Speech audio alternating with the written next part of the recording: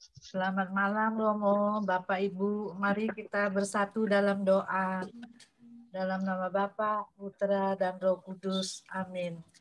Allah Bapa sumber kasih, kami mengucap syukur atas berkat-Mu sepanjang hari ini, terutama berkat kesehatan yang Engkau berikan kepada kami semua, sehingga pada malam hari ini kami boleh kembali berkumpul untuk melanjutkan pengajaran Injil Markus sesi kedua yang dibawakan oleh Romo Vitus. Bapak, tambahkan rahmat-Mu atas Romo Vitus sepanjang pengajaran ini. Berkati pula segenap panitia penyelenggara acara ini, agar acara ini dapat dipenuhi dan dipandu dan berjalan dengan baik. Kepada kami semua yang hadir dalam pertemuan virtual ini, sertai kami juga agar kami dapat menerima dan memahami dengan baik dan benar setiap pengajaran yang akan disampaikan oleh Romo Vitus nanti. Kami berdoa juga untuk teman-teman yang terlambat agar bisa hadir dalam pertemuan ini. Berkati pula setiap sarana-sarana yang kami gunakan, terutama jaringan internet, tidak mengalami gangguan. Terima kasih Bapak, doa yang sederhana ini kami panjatkan hanya ke dalam tangan kasih-Mu saja, sebab Engkaulah Tuhan dan pengantara kami. Amin. Dalam nama Bapa, Putra, dan Roh Kudus. Amin. Sebelum mulai, berikut ini saya akan menginformasikan beberapa perhatian untuk mengikuti Zoom ini. Yang pertama, semua mic peserta akan diatur atau dimatikan oleh admin selama pembicaraan atau selama pengajaran. Kedua, mohon peserta mengambil tempat yang baik agar dapat mengikuti pelajaran dengan baik dan nyaman. Ketiga, mohon menggunakan pakaian yang layak dan pantas. Keempat, mohon peserta menuliskan nama lingkungan atau paroki di kolom chat sebagai dokumen atau tanda kehadiran. Bagi yang belum, mencantumkan nomor HP. Jika berkenan, silakan mencantumkan nomor HP dan nanti akan dimasukkan di dalam grup WA Sahabat KKS Kelapa Gading. Kelima, peserta menuliskan pertanyaan di chat sesudah pembicara atau pengajaran selesai. Keenam, jika memungkinkan, MC mempersilahkan peserta bertanya secara langsung. Sebelum doa penutup, akan dilakukan foto bersama untuk dokumentasi. Dan pada saat foto bersama, mohon semua video dimunculkan. Sahabat terkasih, kita akan segera memulai acara pada malam ini. Kepada Romo Vitus, kami persilahkan. Selamat malam, saudara-saudari. Kita bertemu lagi dalam pengajaran bagian kedua Injil Markus. Saya akan membagikan screen share-nya.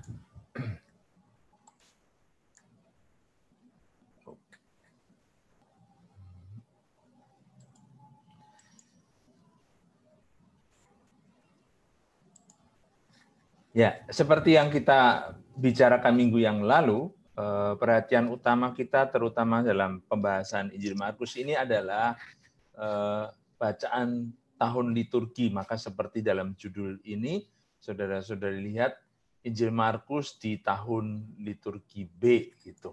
Saya akan buat swap PowerPoint-nya sehingga bisa kelihatan.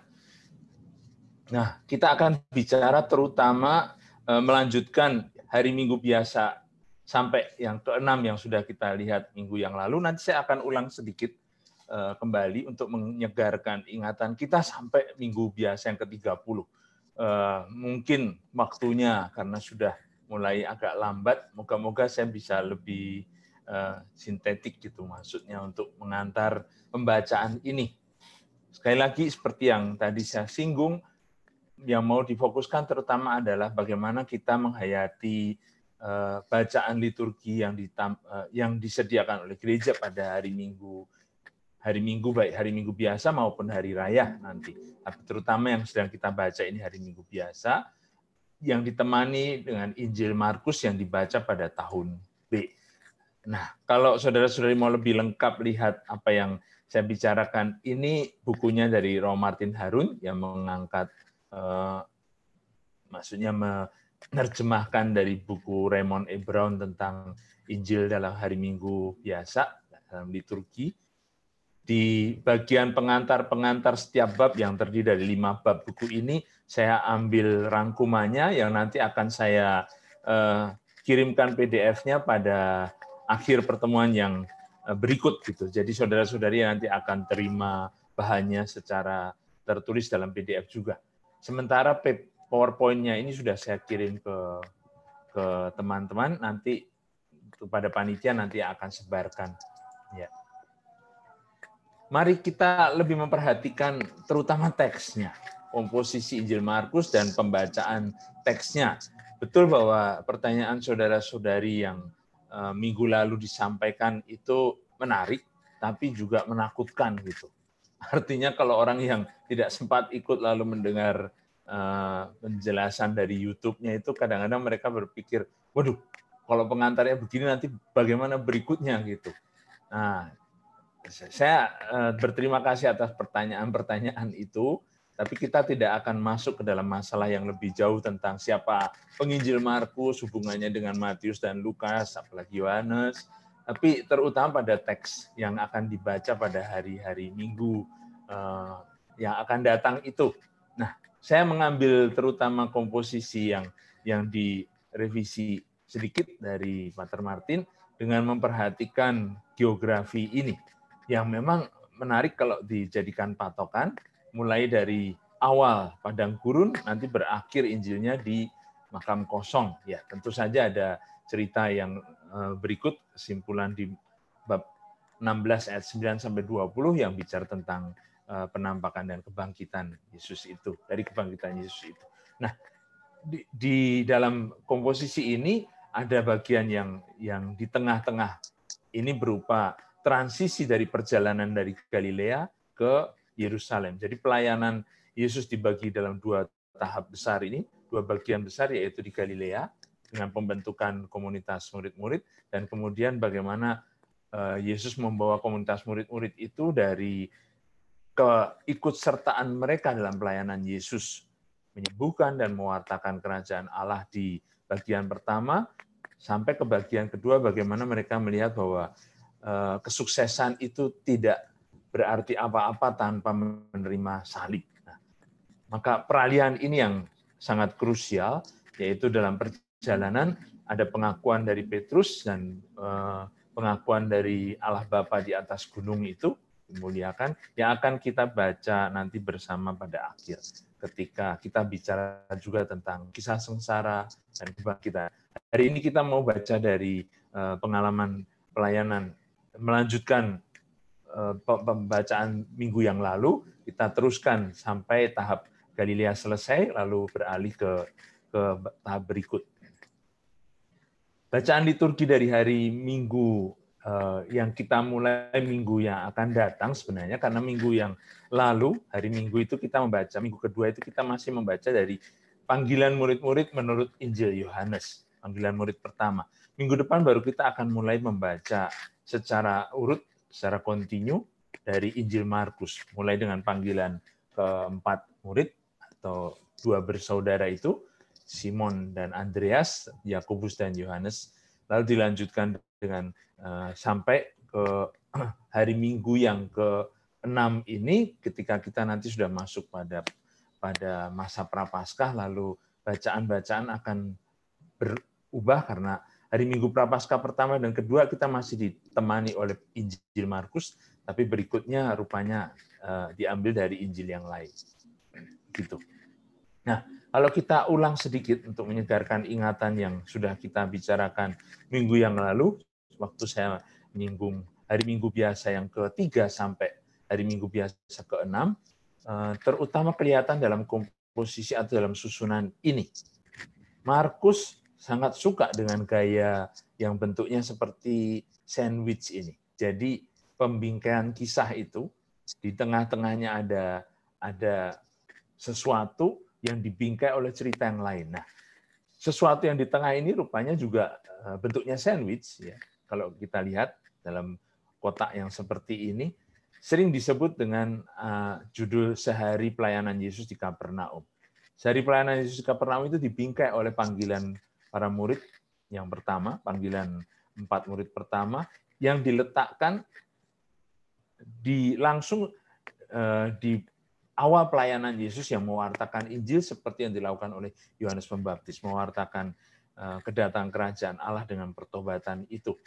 Nanti pada bingkai yang luar, yang terakhir, Yesus yang mentahirkan orang kusta ini membawa para pembaca untuk menyebarkan kesuksesan Yesus yang mulai menyembuhkan dan mewartakan Injil itu sampai ke seluruh Galilea. Di sini dengan mentahirkan seorang kusta yang disuruh untuk diam, tapi ternyata justru malah bicara menjadi pewarta Injil. Pewarta memberi kesaksian tentang penyembuhannya itu. Nah, kalau kita lihat apa yang terjadi di tengah-tengah ini, yang sering disebut dengan Sehari Pelayanan Yesus di Kapernaum, itu mulai dengan mereka berdoa pada sore hari dalam sinagoga, Yesus mengajar dan berdoa, kemudian menyembuhkan orang yang kerasukan setan, lalu sesudah keluar dari sinagoga itu pergi ke rumah Simon, menyembuhkan ibu mertua Simon. Sementara itu sampai malam, karena waktu itu sudah menjelang malam, datang banyak orang di depan pintu rumah Simon itu untuk disembuhkan. Praktisnya Yesus tidak istirahat itu karena ternyata diceritakan Yesus pergi keluar untuk berdoa sepanjang malam sampai murid-murid mencari dia. Ketika keesokan harinya Yesus justru diminta, banyak orang menunggu dia, tapi Yesus mengatakan kita juga harus pergi ke tempat lain untuk mewartakan Injil. Ini sering dikatakan orang sebagai satu kesatuan yang utuh Sehari Pelayanan Yesus di Kapernaum, tempat asal Petrus, karena ada rumah Petrus di sana, di mana di tengah-tengah ditaruh di pusatnya itu penyembuhan ibu mertua Simon yang rupanya menjadi fokus perhatiannya karena sesudah disembuhkan langsung dia melayani Yesus dan murid-murid. Nah, cerita yang terakhir pada hari Minggu biasa yang ke-6 dibacakan, kita langsung melihat kontras yang mau ditampilkan di sini. Yesus yang semakin terkenal, tetapi sebenarnya sekaligus juga mengalami keterasingan. Kalau kita perhatikan, orang kusta yang ditahirkan itu seharusnya memang dia diasingkan, karena orang kusta kita tahu di tempat pada zaman itu harus seperti dikatakan dalam kitab suci Perjanjian Lama, harusnya mereka itu berteriak-teriak mengatakan bahwa mereka memang punya penyakit kusta sehingga orang harus hati-hati mendekati mereka. Biasanya mereka tersingkir dan tinggal di luar kota atau di luar kampung. Nah, ini aneh karena orang kustanya justru ternyata berani datang dan Yesus menyembuhkan dia. Aku mau, jadilah engkau tahir. Dan karena tindakan Yesus ini yang tergerak oleh belas kasihan, mengulurkan tangannya, menyentuh orang kusta itu, maka sebetulnya dalam arti tertentu menyentuh orang yang sakit kusta itu bisa punya risiko Yesus sendiri menjadi najis begitu. Ya, kenyataannya memang lihat bahwa orang kusta itu diberi pesan supaya jangan mengabarkan ini ke siapapun, tapi ternyata justru dia mengatakan pada orang-orang bahwa dia sudah sembuh. Ada sebenarnya diminta oleh Yesus untuk menunjukkan pada imam sebagai tanda sudah tahir, sudah menjadi suci lagi sehingga boleh ikut dalam ibadat, tapi ternyata dia mengatakan bahwa dia kepada orang-orang bahwa dia disembuhkan oleh Yesus. Dengan cara seperti ini, akhirnya dikatakan di akhir cerita itu, orang itu pergi memberitakan peristiwa itu serta menyebarkannya kemana-mana, sehingga Yesus tidak dapat lagi terang-terangan masuk ke dalam kota. Jadi justru malah Yesus yang tinggal di luar, Seolah-olah Yesus mengambil tempatnya si orang kusta itu, sementara orang kusta itu menjadi pemberita Injil di dalam. Ia tinggal di luar, Yesus tinggal di luar, di tempat yang terpencil. Tapi orang banyak tetap datang kepadanya dari segala penjuru.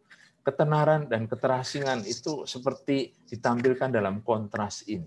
Memang kita akan bertanya, aneh juga karena kenapa tidak boleh mengatakan pada? Justru karena ada soal di mana orang harus sampai pada saatnya ketika nanti Yesus mulai bicara tentang penderitaannya, ketenaran itu sebenarnya bukan yang pertama-tama dicari sebetulnya ya, tetapi justru rahasia mesianik yang nanti akan sulit diterima oleh para murid karena ketika mengikuti Yesus sudah dipanggil, mereka berpikir akan menjadi orang-orang hebat dan terkenal seperti Yesus.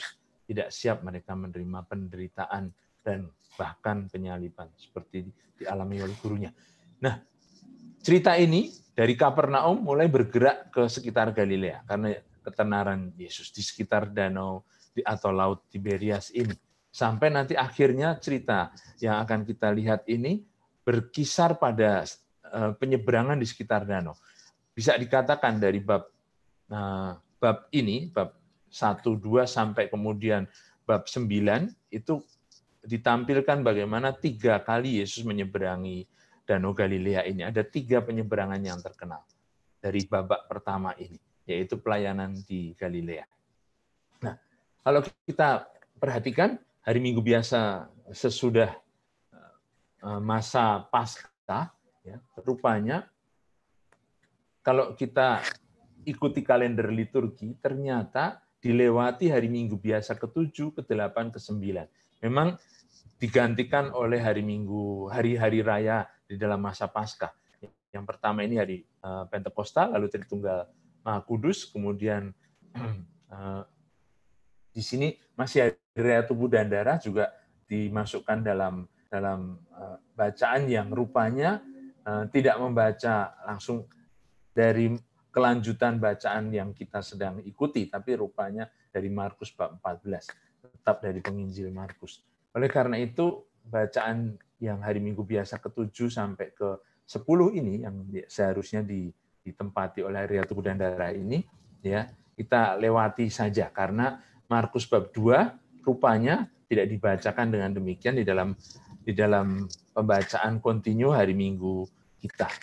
Tapi karena penting, saya mau memberikan komposisinya atau susunannya sebagai pedoman bagi kita kalau saudara-saudari mau belajar membaca sendiri dengan urut begitu. Nah, nanti kita akan langsung sambung ke hari Minggu yang ke-11 dan seterusnya. Kalau kita perhatikan 5 perdebatan konflik yang muncul dari bab 2 yang tidak dibacakan dalam hari Minggu biasa yang ke-7 sampai ke-10 itu, ya kita lihat 5 konflik yang bisa dibuat juga dengan cara sandwich begini. Memang Markus suka sekali dengan gaya ini, dengan cara mengapit atau membingkai ceritanya. Maka 5 konflik itu dengan para pemimpin di sinagoga orang Yahudi, mulai dengan cerita tentang bagaimana Yesus menyembuhkan orang lumpuh dengan cara di bab 2 ayat 1 sampai 12 dengan cara mengampuni dosanya. Maka itu menjadi perdebatan karena siapa yang bisa mengampuni dosa selain Tuhan Allah sendiri. Maka 2 hal dari konflik yang pertama ini berkisar tentang dosa. Nah, yang pertama soal mengampuni dosa, yang kedua soal bahwa Yesus makan bersama dengan orang-orang berdosa. Dan ini menjadi sorotan dari para pemimpin agama Yahudi di sinagoga di sekitar Galilea itu. Nah, nanti di bagian tengah mulai dibicarakan tentang puasa. Kebiasaan mereka orang-orang Farisi dan ahli Taurat yang berpuasa, ternyata murid-murid Yesus justru tidak berpuasa. Murid Yohanes juga berpuasa. Maka di sini Yesus bicara dengan perumpamaan anggur yang baru harus disimpan dalam kantong yang baru pula. Karena kalau pengantin ada bersama dengan mereka, bagaimana mereka bisa berpuasa? Satu mentalitas baru perlu dimiliki agar orang bisa melihat dengan cara yang lebih terbuka bagaimana menyikapi hukum, bukan dengan membuat orangnya disesuaikan dengan pada hukum, tapi hukum yang justru disesuaikan untuk manusia, bukan sebaliknya. Maka konflik yang berikut bicara tentang hari Sabat. Kalau yang pertama tadi tentang dosa, lalu yang berikut ini tentang hari Sabat. Pada hari Sabat murid-murid Yesus melakukan sesuatu yang tidak boleh menurut orang-orang Farisi dan ahli Taurat dilakukan pada hari itu, yaitu memetik bulir gandum dan memakannya. Ini namanya kerja menurut mereka. Seperti pada hari Sabat, tidak boleh orang datang untuk disembuhkan, tapi ada orang yang mati sebelah tangannya itu datang disembuhkan oleh Yesus. Nah, kalau kita perhatikan, bingkai ini juga menarik. Kalau yang pertama tadi seorang lumpuh yang disembuhkan, lumpuh itu berarti tidak bisa jalan, kakinya yang disembuhkan. Sementara yang di sini orang yang tangannya mati sebelah. Itu berarti lihat tangan dan kaki, dan akhirnya mau dimaksudkan di sini bingkai yang menarik sekali, karena dengan demikian langsung ditunjuk bagaimana orang harus bergerak, harus bangun, berdiri dan mengikuti Yesus. Sebenarnya ini juga masuk dalam cerita panggilan, ya. Bingkai yang rupanya tidak kebetulan kalau dibuat dengan cara demikian. Seperti halnya di sini cerita Yesus yang membela Lewi, mau mengucukai yang dipanggilnya dan kemudian mengundang makan bersama dengan orang berdosa. Di sini juga Yesus membela murid-muridnya yang diserang oleh ahli Taurat dan orang-orang Farisi itu dengan contoh bahwa Daud sendiri ketika lapar datang ke Bait Allah dan mengambil roti yang sebenarnya hanya bisa diambil oleh para imam. Gitu. Ada hubungan di dalam kisah-kisah ini ketika dibaca dengan cara sandwich semacam ini. Tapi ya ini tidak dibaca dalam liturgi hari Minggu kita, karena ada di hari Minggu ke-7, 8, dan 9. Rupanya bacaan ini langsung melompat ke hari Minggu yang ke-11, sesudah Hari Raya Tubuh dan Darah. Ya.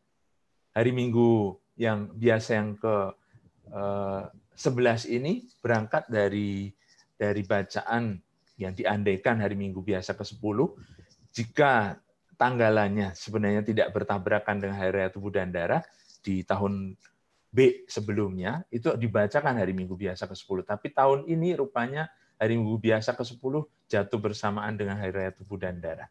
Sehingga penjelasannya memang kita mulai dari bab 3 ayat 20 sampai 25 sebagai satu tahap awal di mana mulai cerita berikutnya ini. Mulai dengan sari berita, bab 3 sesudah ayat 1 sampai 6 itu, ayat 7 sampai 10 itu semacam kesimpulan atau sari berita. Ketenaran Yesus yang semakin meluas, ya, membuat orang banyak bukan hanya dari daerah Galilea, tapi juga dari Yudea, Yerusalem, Idumea, seberang Yordan, daerah Tirus dan Sidon. Semua datang padanya untuk mendengar dan menerima penyembuhan. Jadi Yesus mewartakan dan menyembuhkan orang. Dan itulah pelayanan kerajaan Allah yang dibawa oleh Yesus. Dari sini, dari sari berita ini, Yesus mulai memanggil ke-12 rasul. Kalau saudara-saudara perhatikan, cerita kesimpulan ini menggarisbawahi orang banyak sekali dari mana-mana datang. Dan dari orang banyak itu, ya, Yesus mulai memilih murid-murid. Ia menyuruh murid-muridnya menyediakan sebuah perahu baginya. Karena orang banyak itu, supaya mereka jangan sampai menghimpitnya. Jadi, Yesus mengajar di atas perahu bersama murid-muridnya. Jadi, sudah mulai ada satu pemisahan begitu antara orang banyak dan murid-murid. Nah, dari antara murid-murid, akhirnya Yesus memilih 12 orang yang ditetapkannya itu untuk diutus nanti. Nanti pada bab 6, Yesus akan mengutus murid-murid yang dipilih ini, 12 orang ini. Yang disebut dengan namanya berdua-dua. Simon yang diberi nama Petrus, dan Yakobus anak Zebedius dan Yohanes saudaranya. Lalu Andreas dan Filipus, Bartolomeus, Matius, Thomas, Yakobus dan Yakobus anak Alfeus, Tadeus dan Simon orang Zelot, serta Yudas Iskariot yang mengkhianati dia.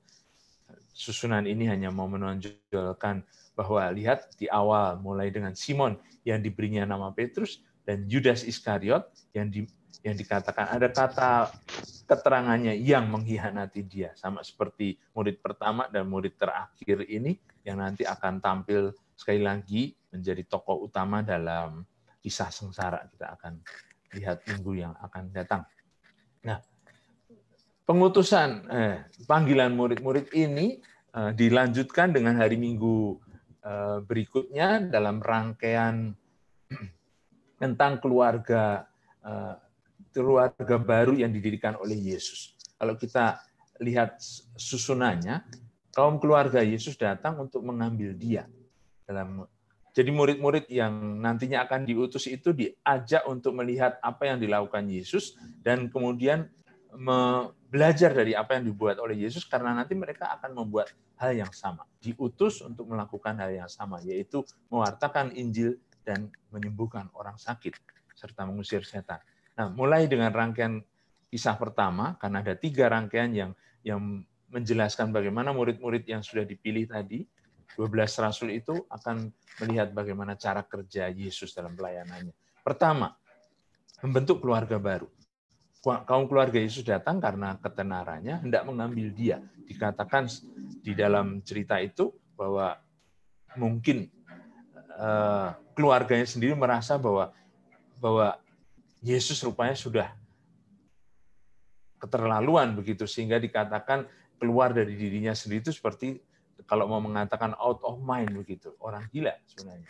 Ya, itu berarti keluarga Yesus di sini sebenarnya tidak terlalu setuju. Nanti pada akhir cerita ini di bab 3 ayat 31 sampai 35 kembali keluarga Yesus datang untuk bertemu dengan dia, tapi karena rumah itu penuh dipanggil melalui orang lain, lalu Yesus mengatakan, ibuku dan saudara-saudaraku adalah orang-orang yang, sambil melihat ke sekeliling murid-muridnya, orang-orang yang melakukan kehendak Tuhan gitu. Nah, di tengah-tengah cerita ada perdebatan Yesus dengan ahli Taurat yang menuduh dia gitu. Karena dikatakan dia mengusir setan dengan kuasa Beelzebul. Jadi perdebatan di sini adalah soal kuasa Yesus. Bahkan keluarganya sendiri menganggap dia gila gitu. Karena tidak mengenal dari siapa Yesus mendapatkan wibawa ini.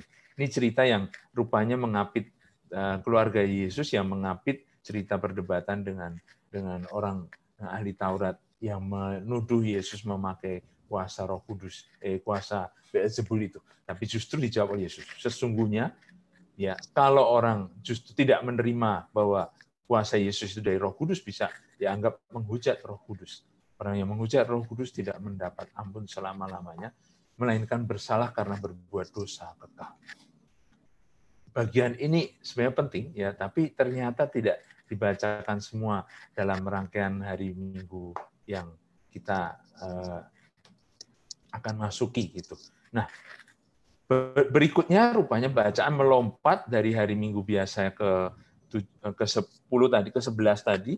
Nah, kita masuk ke dalam rangkaian kedua, yaitu sejumlah perumpamaan tentang kerajaan Allah. Di sini ditampilkan ada 3 sebenarnya rangkaian perumpamaan. Yang pertama, perumpamaan tentang benih yang ditaburkan dengan penjelasannya, lalu perumpamaan tentang pelita dan ukuran, lalu perumpamaan tentang biji dan benih yang ditaburkan dan tumbuh sendiri dengan biji sesawi yang akhirnya tumbuh menjadi besar. Rupanya bacaan yang akan dibaca dalam hari Minggu biasa itu adalah yang terakhir ini. Yang pertama sampai ayat 25 ini tidak dibacakan. Menurut perumpamaan pertama, benih serta penjelasannya, benih yang ditabur serta penjelasannya, pewartaan kerajaan itu seperti benih yang jatuh di tanah yang bermacam-macam. Hanya sebagian orang menerimanya dengan sungguh-sungguh.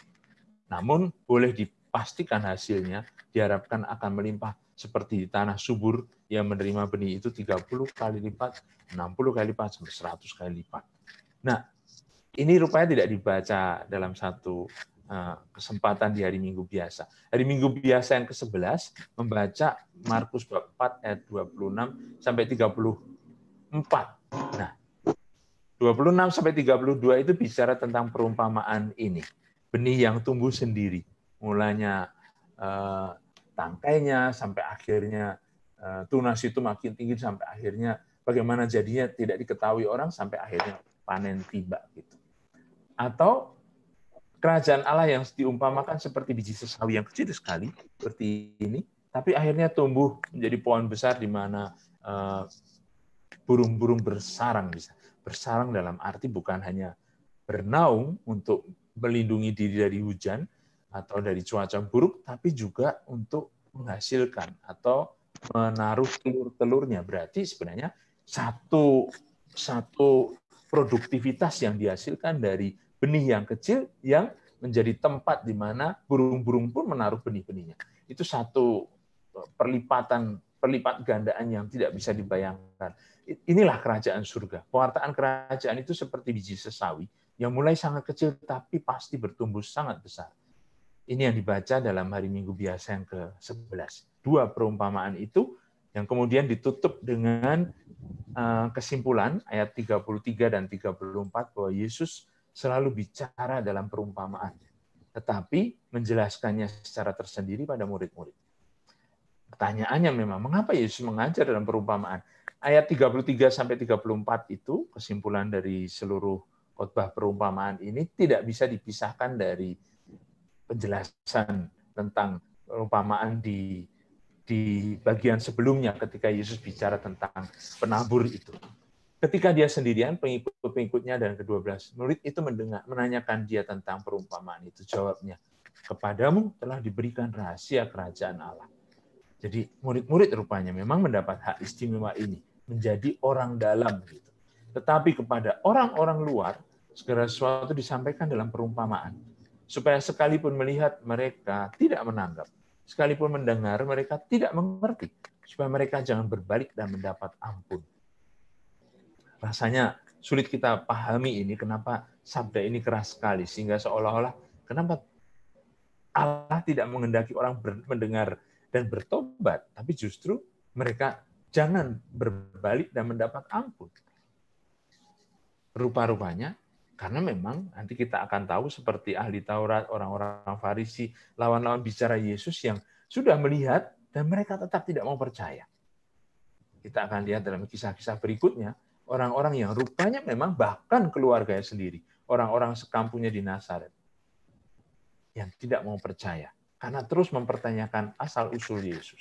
Terus mempertanyakan wibawa dan kuasanya.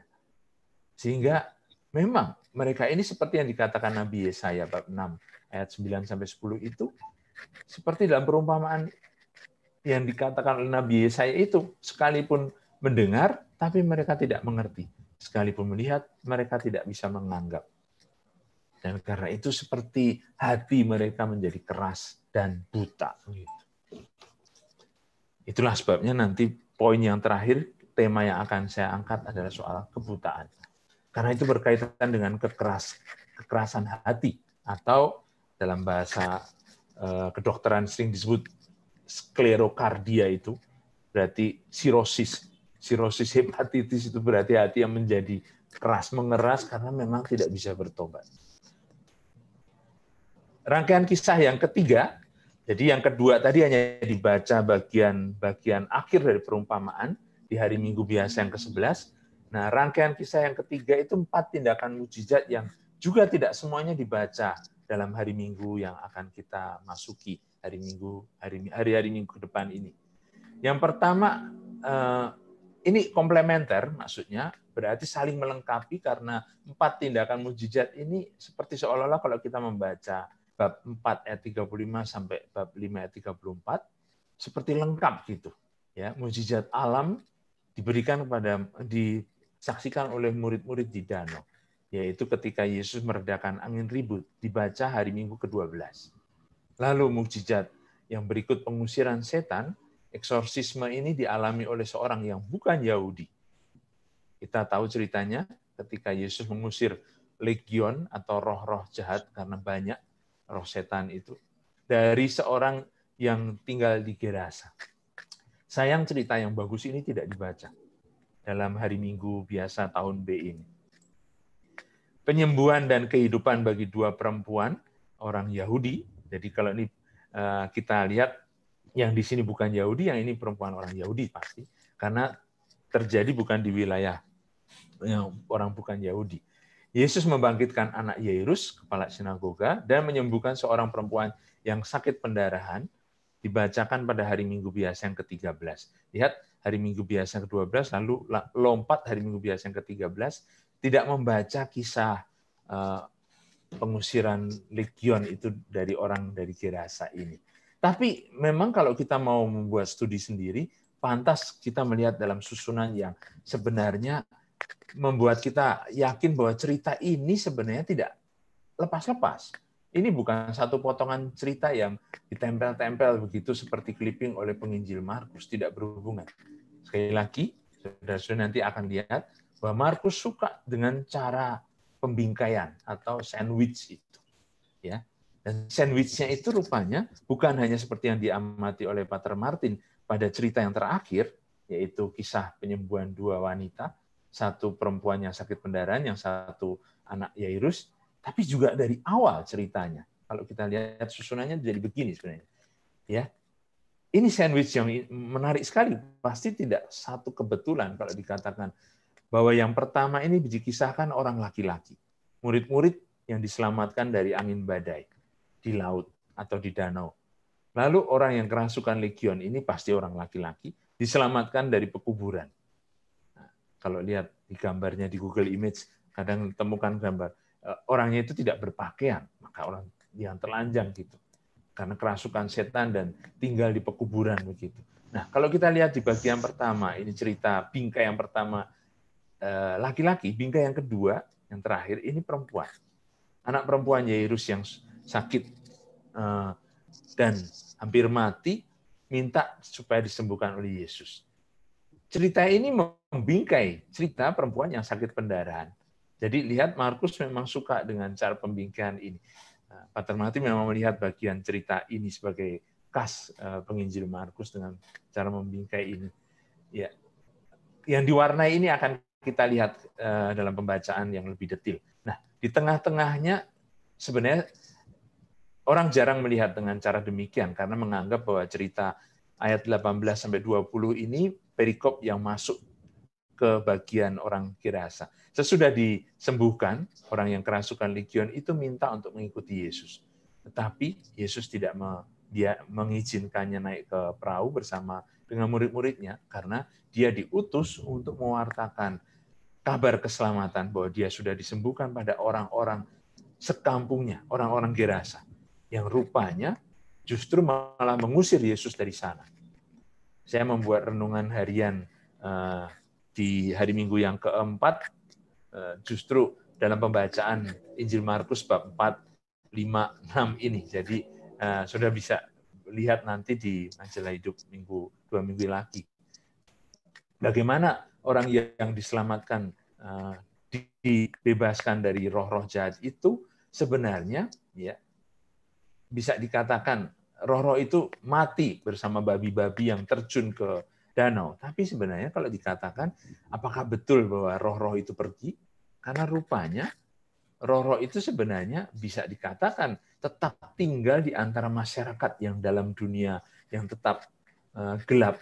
Justru malah lebih mementingkan usaha bisnis babi itu daripada kehadiran Yesus. Yesus disuruh pergi karena mereka merasa bahwa mereka dirugikan dengan kedatangan Yesus. Oleh karena itu, orang yang kerasukan legion ini tidak diizinkan untuk mengikuti Yesus, tapi justru untuk diminta untuk memberikan kesaksian di tempat yang pasti tidak mudah. Satu PR yang sulit sekali karena justru orang-orang itu mau seolah-olah dia tetap kerasukan. Babi-babinya jangan mati begitu. Ini aneh kan ceritanya. Tapi justru begitu yang terjadi. Maka warta keselamatan ini bisa diletakkan di tengah-tengah karena ini menjadi satu kunci bahwa orang yang disembuhkan akhirnya menjadi saksi di tengah-tengah ini. Nah, warta diapit oleh dua cerita yang memang bicara tentang keselamatan. Saya beri judul Yesus menuntun pada satu eksodus yang baru karena cerita ini sebenarnya ada di satu kisah penyeberangan. Ya, Yesus yang menyeberang kelihatan dari awal ini diterpa oleh angin badai di danau sampai ke wilayah orang bukan Yahudi, orang Gerasa, dan kemudian kembali lagi. Ini penyeberangan pertama. Seperti Yesus menuntun murid-murid sendiri untuk diselamatkan dari kekuatan laut itu, kekuatan jahat di laut, sama seperti orang yang kerasukan legion diselamatkan dari kekuatan jahat. Nanti di akhir cerita, baru kita tahu memang kisah Paskahnya orang Yahudi itu memang akan menjadi antisipasi dari Paskah yang akan kita rayakan. Yesus yang nanti akan menjadi sumber kehidupan, memberikan kehidupan kepada putri Yairus yang mati ini. Nah, bagaimana membaca ceritanya? Kalau orang mengatakan itu sandwich, apakah sandwich itu bisa dikatakan bahwa yang penting bagian tengahnya rotinya dibuang, orang tidak makan burger dengan cara demikian, ya. Tapi harus dibaca semua bersama-sama. Setelah Yesus menyeberang lagi dengan perahu, lihat ini soal penyeberangan, orang banyak berbondong-bondong. Jadi sesudah pergi menyeberang dengan murid-muridnya ke tepi yang lain, bertemu dengan orang Gerasa itu, kemudian Yesus kembali. Nah, orang banyak berbondong-bondong datang mengerumuni dia. Sedang ia berada di tepi danau, berarti sesudah kembali penyeberangan itu, datanglah seorang kepala rumah ibadat yang bernama Yairus. Ketika ia melihat Yesus, tersungkurlah ia depan kakinya dan memohon dengan sangat kepadanya. Anakku perempuan sedang sakit, hampir mati. Datanglah kiranya dan letakkanlah tanganmu atasnya supaya ia selamat dan tetap hidup. Lalu pergilah Yesus dengan orang itu, orang banyak berbondong-bondong mengikuti dia dan berdesak-desakan di dekatnya. Sebenarnya saudara-saudari perhatikan, cerita itu bukan berarti tidak penting ketika tiba-tiba disela atau disisipkan satu cerita yang lain seperti kisah perempuan yang sakit pendarahan ini. Kalau ini dikatakan sandwich, itu bukan berarti lalu ceritanya dibaca terpisah-pisah atau terpotong. Ada di situ seorang perempuan yang sudah 12 tahun lamanya menderita pendarahan. Ia telah berulang-ulang diobati oleh berbagai tabib, sehingga telah dihabiskan semuanya yang ada padanya. Namun, sama sekali tidak ada faedahnya. Malah sebaliknya keadaannya makin memburuk. Dia sudah mendengar berita-berita tentang Yesus. Maka di tengah-tengah orang banyak itu ia mendekati Yesus dari belakang dan menjamah jubahnya. Sebab katanya, asal ku jamah saja jubahnya, aku akan sembuh. Seketika itu juga berhentilah pendarahannya dan ia merasa bahwa badannya sudah sembuh dari penyakitnya. Cerita ini sendiri bisa kita bagi tiga dengan cara sandwich juga begini. Karena di tengah-tengahnya ada kata, ada ketika itu juga. Jadi sudah terjadi penyembuhannya, lalu tiba-tiba settingnya berubah. Kalau tadi fokus perhatian penginjil pada wanita, sekarang pada Yesus. Pada ketika itu juga Yesus mengetahui ada tenaga keluar dari dirinya. Lalu ia berpaling di tengah orang banyak dan bertanya, siapa menjamah jubahku? Murid-murid menjawabnya, engkau melihat bagaimana orang-orang ini berdesak-desakan dekatmu, seperti di foto di gambar tadi. Dan engkau bertanya, siapa menjamah aku? Diulang ya sebetulnya, siapa yang menjamah jubahku? Siapa yang menjamah aku? Pertanyaannya diulang 2 kali di tengah-tengah ini. Sehingga ini pertanyaan penting. Lalu ia memandang sekelilingnya untuk melihat siapa yang telah melakukan hal itu. Perempuan itu menjadi takut dan gemetar ketika mengetahui apa yang telah terjadi atas dirinya. Tampil dan tersungkur di depan Yesus dan dengan tulus memberitahukan segala sesuatu kepadanya. Kalau tadi fokusnya pada perempuan, di akhir cerita ini juga fokusnya kembali lagi kepada perempuan. Hanya sekarang sudah berhubungan dengan Yesus. Tadi seolah-olah terpisah, seperti perempuan itu mendapatkan daya tanpa diketahui oleh Yesus, tapi Yesus tahu sebenarnya. Nah, kemudian akhirnya perempuan itu tidak saja sekedar mencuri kekuasaan itu, tapi berani mewartakan atau memberikan kesaksian bahwa dia sudah sembuh. Maka kata Yesus pada perempuan itu, hai anakku, imanmu telah menyelamatkan engkau. Pergilah dengan selamat dan sembuhlah dari penyakitmu. Mohon di-mute ya, kalau tidak mengganggu yang lain. Nah, mana benang merah yang bisa kita ambil sebenarnya kalau kita kembali lagi ke ceritanya yang ternyata sandwich itu. Bingkai yang tadi ditinggalkan sekarang harus diambil kembali. Anak Yairus yang tadinya dimohon supaya disembuhkan dari sakit rupanya meninggal dunia. Nah, ketika Yesus masih berbicara, datanglah orang dari keluarga kepala rumah ibadat itu dan berkata, anakmu sudah mati. Apa perlunya lagi engkau menyusah-nyusahkan guru? Tetapi Yesus tidak menghiraukan perkataan mereka dan berkata kepada kepala rumah ibadat, jangan takut, percaya saja. Lalu Yesus tidak memperbolehkan seorang pun ikut serta, kecuali Petrus, Yakobus, dan Yohanes saudara Yakobus. Ini kalau dihitung sebenarnya angka sempurna ini. Petrus, Yakobus, Yohanes, 3 dengan 2 orang tuanya, bapak ibu orang anak itu, lalu Yesus, dan akhirnya kita bisa hitung jumlahnya ada 7 dengan anak itu. Yang lain-lain orang tidak boleh ikut masuk. Mereka tiba di rumah kepala rumah ibadat, dan di sana dilihatnya orang-orang ribut, menangis dan meratap dengan suara nyaring. Sesudah ia masuk berkata kepada orang-orang itu, "Mengapa kamu ribut dan menangis? Anak ini tidak mati, tetapi tidur." Tapi mereka menertawakan dia. Maka diusirnya semua orang itu, lalu dibawanya ayah dan ibu anak itu. Lihat, 2 tambah Yesus 3, dan mereka yang bersama-sama dengan dia, tadi Petrus, Yakobus, dan Yohanes, dan dia yang masuk ke kamar anak itu. 7 tokoh ini. Lalu dipegangnya tangan anak itu, katanya, "Talita kum," yang berarti, "Hai anak, aku berkata kepadamu, bangunlah." Ketika itu juga anak itu bangkit, berdiri dan berjalan, sebab umurnya sudah 12 tahun.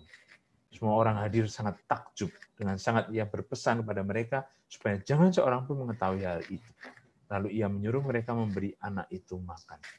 Sekali lagi, ada sesuatu yang dirahasiakan di sini, karena ketenaran itu bukan pada tujuannya sendiri, tetapi ada sesuatu maksud. Yesus sendiri tampil di sini sekali lagi dengan kontras yang tadi kita sudah lihat pada waktu Yesus menyembuhkan orang sakit kusta itu, bisa ada risiko terasing. Ketika kita membaca kisah penyeberangan semacam ini ke wilayah orang non-Yahudi, lalu kembali ke wilayah orang Yahudi, sebenarnya yang ditekankan oleh penginjil Markus adalah beda Yahudi dan non-Yahudi itu.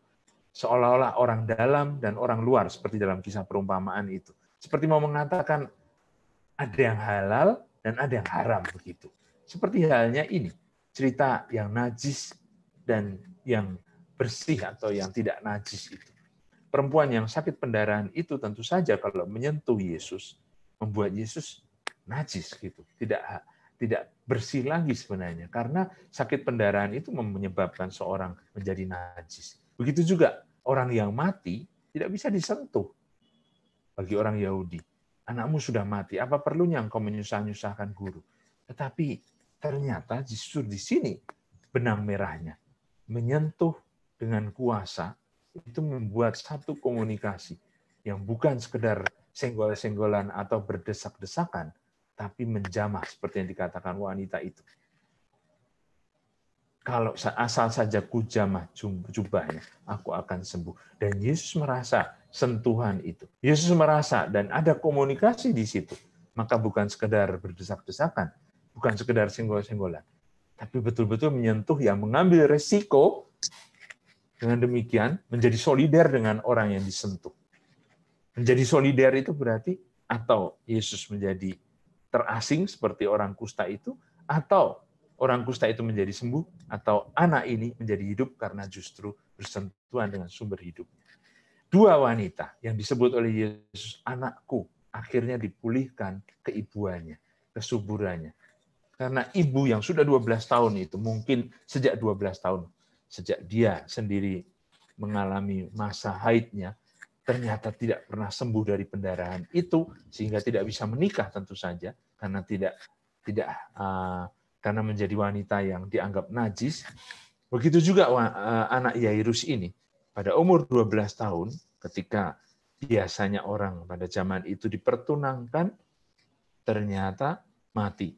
Dan dengan demikian tidak bisa menjadi ibu. Yesus mengembalikan kehidupan, Yesus mengembalikan kesuburan sehingga anak-anak itu, wanita-wanita itu bisa menjadi ibu. Itulah benang merah ceritanya.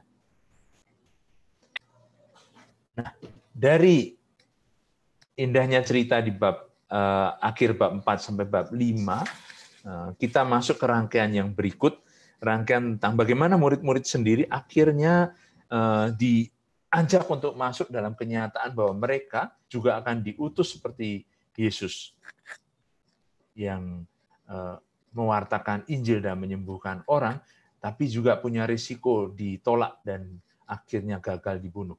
Sebenarnya cerita ini sudah diantisipasi oleh nasib Yohanes Pembaptis. Tapi kisah Yohanes Pembaptis yang diapit seperti sekali lagi, cara penginjil Markus membuat kisahnya itu dengan cara sandwich, ya, mengapit atau membingkai gini, Yesus mengirim ke-12 rasul itu untuk perutusan, ya.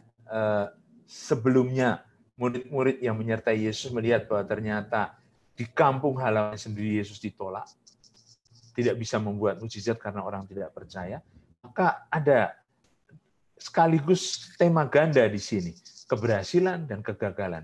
Murid-murid sudah melihat keberhasilan Yesus. Nanti mereka akan merasakan bahwa mereka juga akan pulang dengan membawa kesuksesan itu.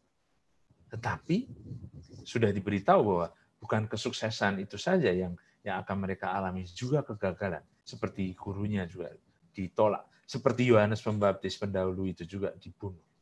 Cerita Yohanes Pembaptis yang dibunuh oleh Herodes di tengah-tengah ini rupanya tidak dibacakan di hari Minggu biasa dalam tahun liturgi ini, tapi dibaca dalam hari biasa.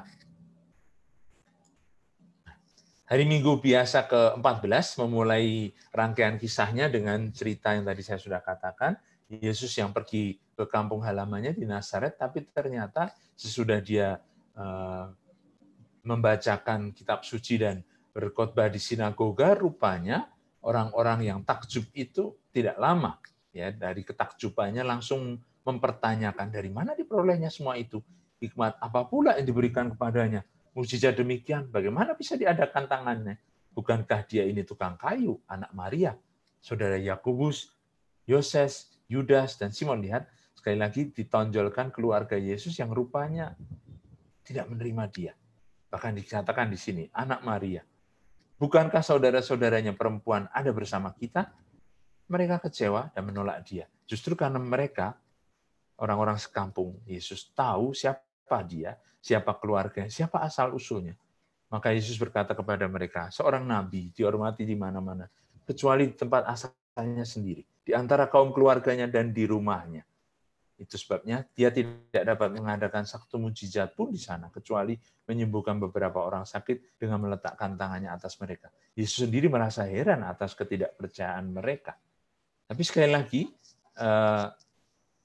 titik tolak ini, starting point ini penting karena seperti dikatakan seorang nabi dihormati di mana-mana, kecuali tempat asalnya sendiri, itu seperti mau menonjolkan bahwa nasib Yesus akan mengikuti nasib nabi-nabi.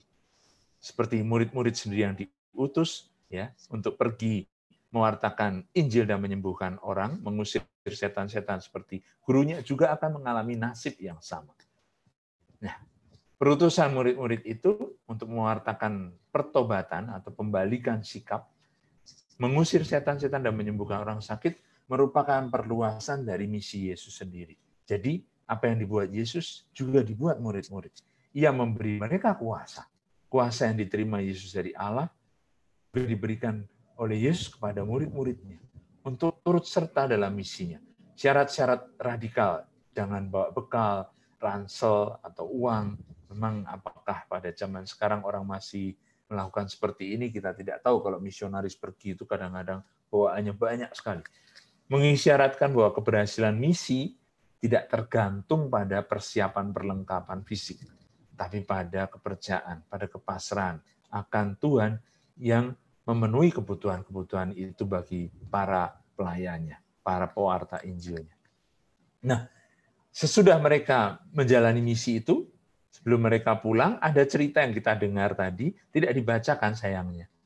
Nah, ya, cerita kembalinya murid-murid itu nanti akan dibacakan di hari Minggu biasa ke-16, sesudah hari Minggu biasa ke-15. Nah, lompat rupanya cerita tentang Yohanes Pembaptis yang menegur Herodes karena mengambil Herodias, istri Filipus saudaranya, dan akhirnya Yohanes justru dibunuh oleh Herodes. Herodes yang tidak mau mendengar suara hatinya, akhirnya malah membuat satu janji yang dia sendiri tidak bisa pikul kepada seorang anak yang penari, anak Herodias, yang rupanya justru menjadi karikatur cerita horor itu. Karena seorang anak yang lembut, penari, ternyata minta kepala Yohanes Pembaptis di atas talam. Cerita yang bagus ini ternyata tidak dibacakan dalam hari Minggu biasa. Tapi penting, memberi isyarat tentang nasib yang dialami oleh Yesus sendiri yang nantinya juga akan dibunuh. Nah, itulah harga dari sebuah kenabian, memberi makna perutusan. Bukan kesuksesan, tapi justru kenyataan ini. orang bisa menerima keberhasilan kalau dia juga bisa menerima kegagalan. Yesus mengirim ke-12 rasul untuk perutusan, dan nanti pada akhir cerita, Yesus menyambut rasul-rasul itu kembali dari perutusan. Ada sesuatu yang indah di sini, karena semangat pastoral atau kegembalaan itu muncul di ayat-ayat terakhir ini. Yesus yang tergerak hatinya oleh belas kasihan karena orang banyak itu seperti domba tanpa gembala. Sebenarnya Yesus mau menyepi bersama murid-muridnya, yang makan pun tidak sempat, tapi ternyata akhirnya orang banyak datang menemui mereka. Sebenarnya yang ditampilkan bukan lagi murid-murid, tapi Yesus yang seperti seolah-olah tidak mengambil waktu istirahat murid-murid itu. Murid-murid sendiri tidak diceritakan, Yesus yang tetap mengajar dan menyembuhkan mereka karena dialah gembala agung segala domba. Ya, sesudah itu saudara-saudari, kita melihat jeda yang panjang, dan sudah kita meloncat sisa bacaan dari Injil Markus bab 6 ayat 34 sampai 56 yang menceritakan Yesus yang mempergandakan roti kepada 5.000 orang. Kemudian sekali lagi peristiwa Yesus berjalan di atas air, satu cerita penyeberangan sekali lagi. Ada 3 cerita penyeberangan ya. Ini penyeberangan yang kedua. Kemudian rupanya hari Minggu biasa tahun liturgi ini tidak membaca dari Markus bab ini yang bicara juga tentang pergandaan roti, tapi dari Yohanes yang lebih lengkap. Sudah itu bicara tentang roti hidup gitu. Selama 5 hari Minggu, 1, 2, 3, 4, 5 sampai hari Minggu ke-21 dibacakan cerita dari Yohanes 6 untuk memperkenalkan Yesus sebagai roti hidup yang akhirnya ditolak oleh orang banyak, tapi dipercaya oleh ke-12 muridnya. Hari Minggu biasa yang ke-20 saya beri warna merah ini karena pada hari ini tanggal 15 Agustus dirayakan hari Maria diangkat ke surga. Jadi hari Minggu biasa tanggal 15 Agustus biasanya, kalau bukan hari Minggu kemudian dijatuhkan hari kenaikan hari Maria diangkat ke surga itu pada hari Minggunya. Itu rupanya bertabrakan dengan hari Minggu biasa ke-20. Jadi bagian yang bicara tentang orang-orang banyak yang akhirnya meninggalkan Yesus itu rupanya juga dilewati.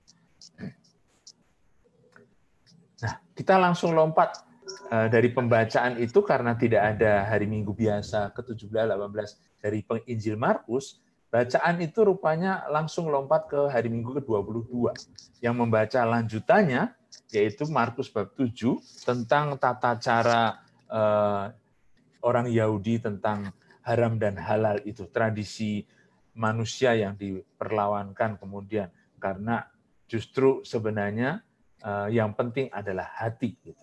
Nah, di sini sekali lagi rupanya masih di sekitar penyeberangan di danau itu ditampilkan bagaimana soal halal dan haram itu. Bacaan kontinu dari Injil Markus disambung dengan beberapa bagian dari Markus bab 7, satu perdebatan tentang soal haram dan halal.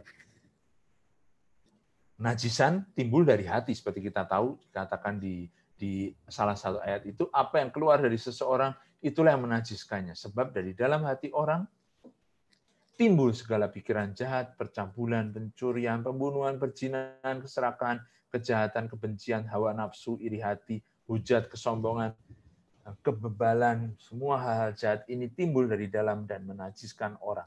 Bukan seperti yang dikatakan oleh para pemimpin agama ini, karena Yesus makan dan murid-muridnya makan dengan tangan najis gitu. Bukan tradisi manusia yang penting, tapi sebetulnya apa yang ada dalam hati. Yesus menjawab dengan mengecam seluk-beluk peraturan itu sebagai adat istiadat manusia belaka yang menyebabkan orang justru tidak menghiraukan lagi inti pokok dari perintah Allah sendiri yang meminta hati yang bersih, yang tahir. Jawaban Yesus yang mengesampingkan segala bentuk kenajisan yang lahiriah itu membuka jalan sebenarnya ke wilayah bangsa-bangsa lain. Dengan demikian seperti mau mengatakan bahwa di sini najis dan tidak najis itu tergantung pada bagaimana kemudian persepsinya. Bahkan Yesus berani terus-menerus datang ke tempat orang-orang bukan Yahudi tanpa merasa bahwa dirinya menjadi dinajiskan dengan kehadiran itu. Seperti di sini lalu membela kehadiran keselamatan Allah untuk orang-orang yang bukan hanya Yahudi tapi juga orang bukan Yahudi. Ya, penginjil Markus memang punya jemaat yang beragam, bukan hanya orang Yahudi, tapi juga orang non-Yahudi. Nah, sesudah penyeberangan kedua, ada kontras yang ditonjolkan dari kisah-kisah itu. Kemunafikan para pemimpin Yahudi tadi, yang membela tradisi manusiawi, dikontraskan dengan kepercayaan seorang perempuan Sirofenisia, ibu dari Kanaan ini, yang justru punya iman. Meskipun Yesus menjawab dengan cara yang tidak simpatik seolah-olah, tapi ternyata ibu itu menjawab, bahkan anjing-anjing pun makan dari remah-remah yang jatuh dari meja tuannya. Anaknya disembuhkan dengan iman yang begitu besar dari jarak jauh. Kisah berikutnya menyangkut kunjungan Yesus ke daerah Dekapolis. Sayang bacaan tentang perempuan Kanaan ini tidak dibaca juga di hari Minggu biasa. Yang dibaca nanti cerita yang berikut, yaitu cerita bagaimana Yesus menyembuhkan orang yang bisu tuli. Lain dengan cara Yesus menyembuhkan jarak jauh, ini Yesus menyembuhkan betul-betul dari jarak dekat, dengan kontak fisik, bahkan sesuatu yang sangat jarang ditemui, dengan menyentuh lidahnya dengan air liur gitu. Sesuatu yang orang bisa pikir menjijikkan ya, tapi ternyata ini satu cara pengobatan pada waktu itu barangkali justru mau menonjolkan bahwa bahkan menyentuh orang yang bukan Yahudi, karena Yesus ada di daerah Dekapolis, daerah 10 kota yang dihuni bangsa-bangsa non-Yahudi, rupanya justru menyembuhkan dengan cara bersentuhan fisik seperti ini. Dengan mengatakan Efata, lalu terbukalah telinga orang itu, terlepaslah ikatan lidahnya dan mulai berbicara. Dalam wilayah orang bukan Yahudi ini, Yesus sekali lagi memperlihatkan berkah kerajaan dan kuasanya dengan memberi makan nanti kepada 4.000 orang. Ya, seperti halnya pergandaan roti untuk 5.000 orang di wilayah orang Yahudi. Kemudian cerita penginjil Markus rupanya masih membuat paralel cerita yang lain, pergandaan roti untuk 4.000 orang di wilayah orang bukan Yahudi. Ini juga tidak dibacakan rupanya dalam hari Minggu biasa. Nah, yang menarik, sayang tidak dibacakan memang adalah bagian ini. Ketika Yesus kembali dalam penyeberangan yang ketiga ini, ya, tampil betul-betul dalam bentuk yang sangat drastis bagaimana Yesus menegur murid-muridnya. Cerita ini tidak bisa dibaca dengan kalem-kalem saja. Ketika Yesus mengetahui apa yang mereka perbincangkan, karena mereka waktu berangkat dari pantai itu kembali ke wilayah orang Yahudi, Galilea, ya, murid-murid ribut karena tidak bawa roti. Pada waktu itu Yesus mengatakan, hati-hati dengan ragi orang-orang Farisi dan orang-orang Herodian. Mereka merasa tersinggung karena Yesus mengatakan begitu pada waktu mereka lupa bawa roti. Nah, Yesus mengetahui apa yang mereka perbincangkan, maka ia berkata, mengapa kamu memperbincangkan soal tidak ada roti? Belum jugakah kamu paham dan mengerti? Telah degilkah hatimu? Kamu punya mata, tidakkah kamu melihat? Dan kamu punya telinga, tidakkah kamu mendengar? Ini persis seperti penjelasan perumpamaan tadi yang kita sudah lihat, dikutip dari Nabi Yesaya. Dikatakan untuk orang-orang luar, ternyata orang-orang dalam, murid-murid sendiri, dituduh dengan cara seperti ini. Belum jugakah kamu faham dan mengerti? Hatimu degil, kamu punya mata, tidak melihat. Punya telinga, tidak mendengar. Tidakkah kamu ingat, pada waktu aku memecah-mecahkan 5 roti untuk 5.000 orang itu, berapa bakul penuh potongan roti kamu kumpulkan? Mereka menjawab tentu dengan gemetaran, 12 bakul. Pada waktu 7 roti untuk 4.000 orang itu, berapa bakul penuh potongan roti kamu kumpulkan? Mereka menjawab, 7 bakul. Katanya kepada mereka, masihkah kamu belum mengerti? Dengan pertanyaan-pertanyaan seperti ini, Yesus memberontak murid-muridnya yang betul-betul dikatakan seperti degil hatinya. Artinya, mereka yang merasa diri punya hak istimewa untuk mengerti rahasia kerajaan surga, ternyata mereka juga menjadi orang luaran. Ternyata mereka juga keras hati. Ternyata mereka juga buta. Itu sebabnya mereka tidak mengerti. Sampai titik ini. Nanti orang mulai membaca pengakuan mesianik yang diungkapkan oleh Petrus, kita akan baca ini minggu depan saja, karena waktu. Saya akan mengakhiri pertemuan kita dengan pembacaan yang ini. Bahwa murid-murid itu begitu keras hatinya, maka diumpamakan seperti orang-orang lawan-lawan Yesus sendiri, orang-orang Yahudi, para pemimpin agama yang juga matanya tertutup. Maka pedagogi Yesus atau cara pembinaan Yesus pada murid-murid tidak lain adalah membuka mata.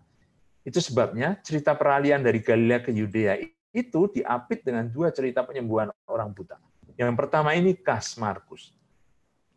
Penyembuhan orang buta ini ya dengan cara yang memang tidak diceritakan di Injil lain, karena Markus menjelaskan bagaimana orang buta itu disembuhkan secara bertahap. Betul, murid-murid sendiri rupanya tidak bisa langsung sekaligus mengerti siapa Yesus.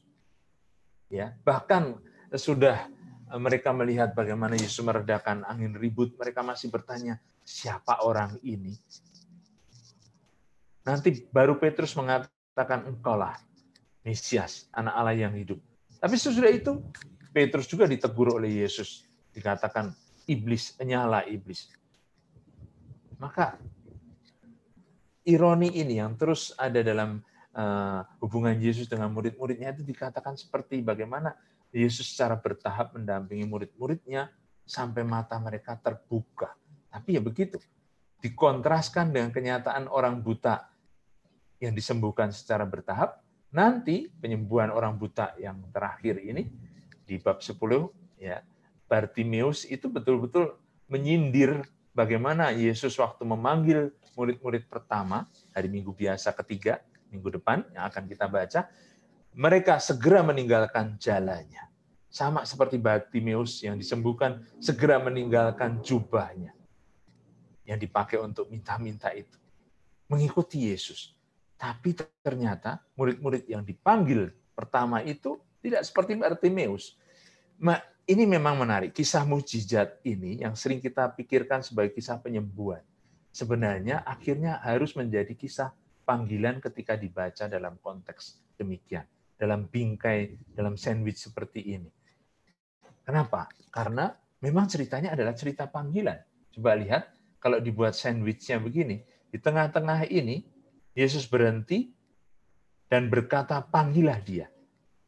Orang buta tadi, yang tadinya duduk, namanya Bartimeus, anak Timeus itu, ya, disuruh diam oleh orang banyak. Padahal sebenarnya dia tidak tuli. Dia tidak bisu, tapi disuruh bisu dan tuli oleh orang banyak.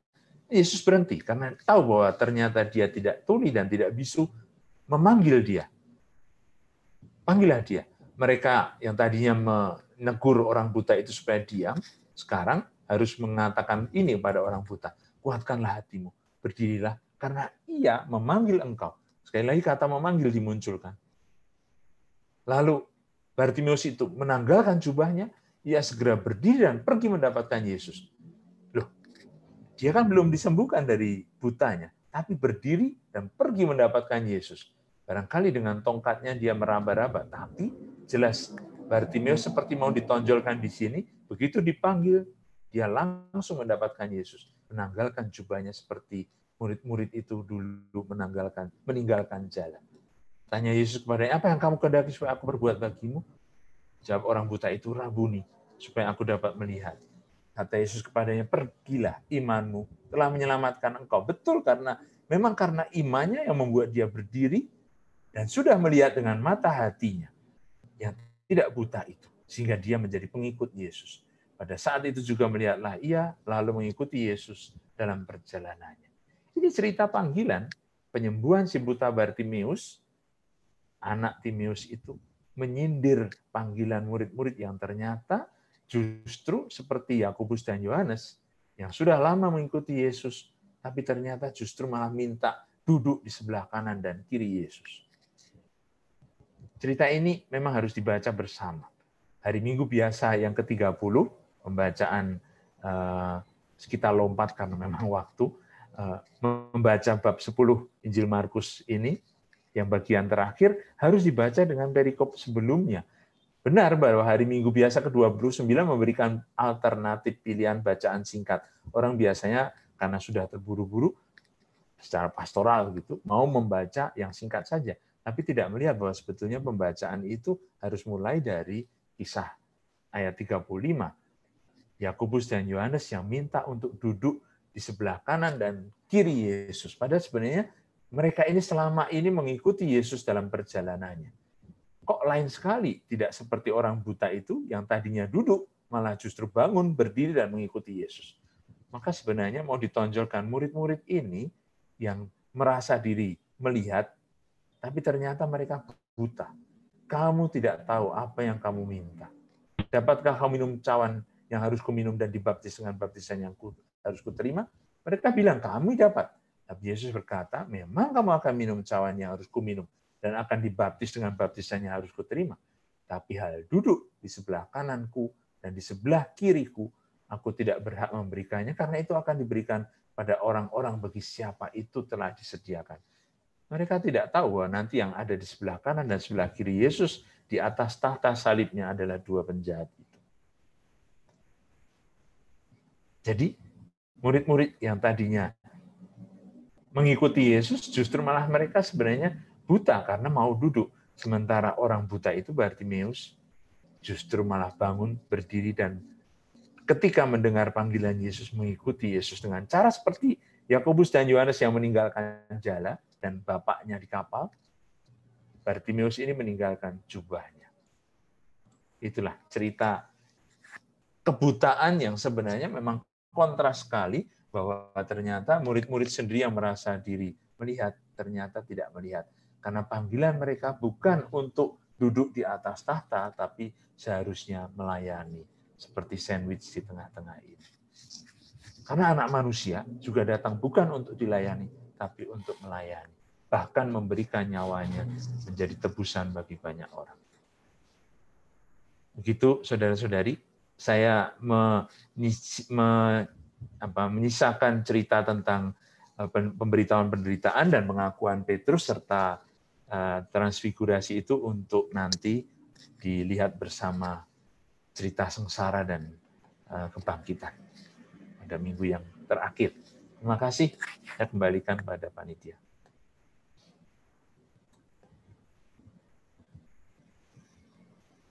Baik, terima kasih Romo. Romo, di kolom chat ini ada pertanyaan. Apakah masih ada waktu, Romo? Sampai jam berapa, Romo? Loh, kita mulainya 7:30 kan tadi. Terserah sampai jam berapa. Oke, tergantung pertanyaan ya, Bu. Ya, iya. Romo. Oke. Saya siap-siap saja. Yang penting nanti masih ada makanan. Kalau lapar. Nanti siap, Bu Ketua, kirim ikan. Bus. Jangan di backup sama Santosa. Sama Paulus aja ya, Romo. Sama Paulus aja. Ya. Baik, Romo, ini dari Pak Oscar. Iya. Kalau mau langsung juga boleh, tapi kalau mau dibaca, silakan. Ya, saya bacakan yang sudah ada di chat. Romo, thanks ya. Mau tanya, dalam Markus 36, makin luas mereka memberitakannya. Apakah mereka juga menuliskannya sehingga cerita Yesus ini ada pada mereka turun-temurun? Nah, kembali pertanyaannya kok suka yang seperti itu. Oke, kita bilang cerita para penginjil ini berdasar juga tradisi tertulis, bukan hanya tradisi lisan. Tapi kalau kita baca baik-baik, memberitakannya itu terutama adalah lisan. Ya, jadi apakah mereka juga menuliskannya? Kemudian saudara-saudari tahu bahwa kemudian ketika saksi-saksi mata langsung tidak ada lagi, baru kemudian muncul kebutuhan untuk penulisan. Itu baru.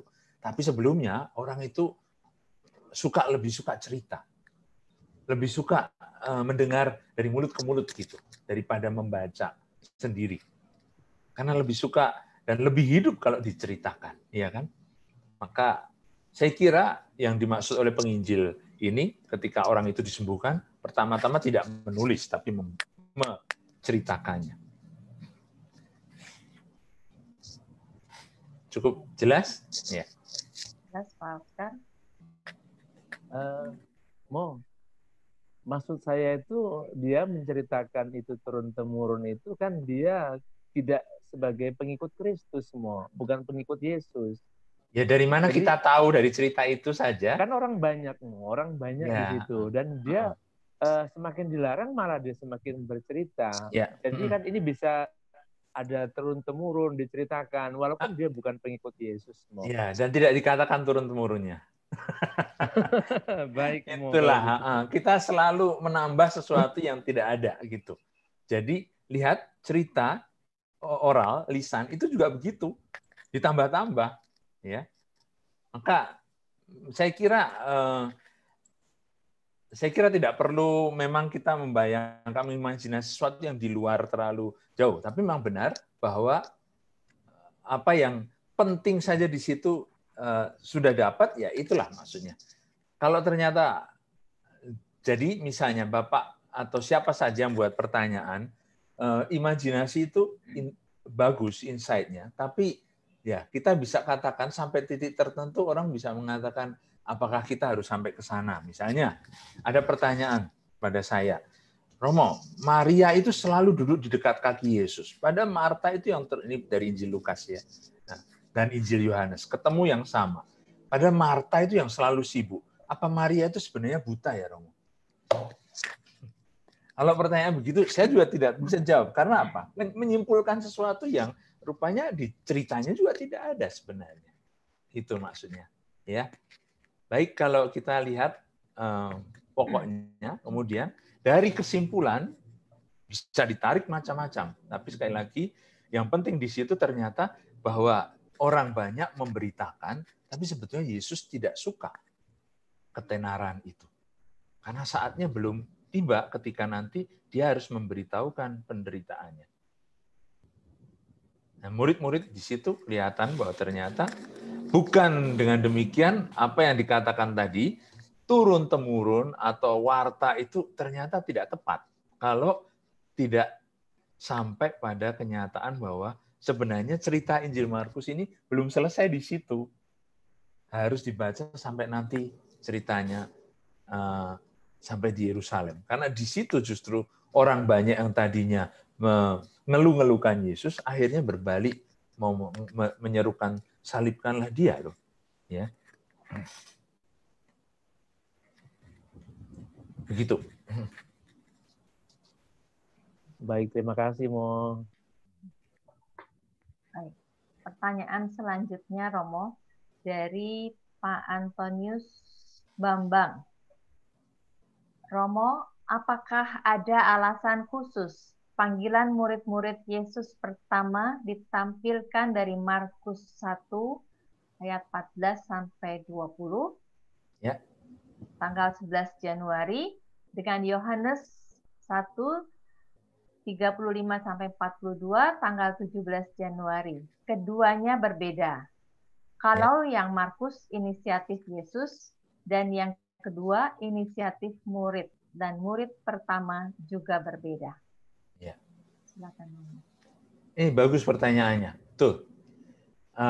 Menarik karena apa? Kita mulai kisah pembaptisan Yesus sudah membaca dari Injil Markus kan? Bab 1 ayat 7 sampai 11 ini. Kalau lihat dari layar yang masih enggak tahu sih. Share screen-nya belum saya matikan. Tapi ternyata diikuti kemudian ketika mau bicara tentang panggilan murid-murid, justru hari Minggu biasa kedua membaca dari Yohanes. Seperti benar mau menampilkan bahwa cerita Yohanes itu memang kalau dilihat detailnya sampai dikatakan bagaimana murid-murid itu tinggal bersama Yesus waktu itu kira-kira jam 4, ya kan? Ceritanya itu lebih dilukiskan dengan cara intim sekali, dengan akrab sekali. Dan itu memang tema besar dalam Injil Yohanes, pencarian. Guru, di manakah engkau tinggal? Itu jawaban murid-murid. Tapi sebenarnya Yesus seperti tadi katakan, yang mulai berinisiatif. Apa yang kamu cari? Itu. Sama seperti nanti ketika di depan makam, Yesus bertanya kepada Maria Magdalena itu, Ibu, siapa yang kamu cari? Pencarian itu tema besar dalam Injil Yohanes. Dan akhirnya tentu saja dari mencari, mendapatkan gitu. Seperti Andreas yang mengatakan kepada Simon Petrus saudaranya, lihat cerita di Yohanes pun ada cerita tentang saudara kakak beradik itu kan, Andreas dan Simon Petrus. Kami telah mendapatkan Mesias yang disebut Kristus itu. Gitu. Jadi mencari dan mendapat. Dan itu yang ditonjolkan dalam kisah panggilan yang kita baca minggu yang lalu. Cerita dari Markus memang berbeda. Seperti inisiatif itu seolah-olah digarisbawahi bagaimana murid-murid itu dengan segera meninggalkan segala-galanya mengikuti Yesus. Benar, inisiatif memang seolah-olah dari murid, tapi tidak bisa dikatakan lepas dari apa yang dikatakan Yesus. Ikutlah aku. Bagaimanapun panggilan Yesus itu sesuatu yang punya daya pikat yang begitu hebat, sehingga hanya dengan kata-kata itu saja, tukang kayu yang sebenarnya tidak pernah bisa dipikirkan profesinya akan punya hubungan dengan nelayan gitu. Tapi rupanya dia suka jalan-jalan di pinggir pantai. Dan dengan demikian mengamati orang-orang ini dan mengatakan, kamu akan menjadi penjala manusia. Dan orang ikut.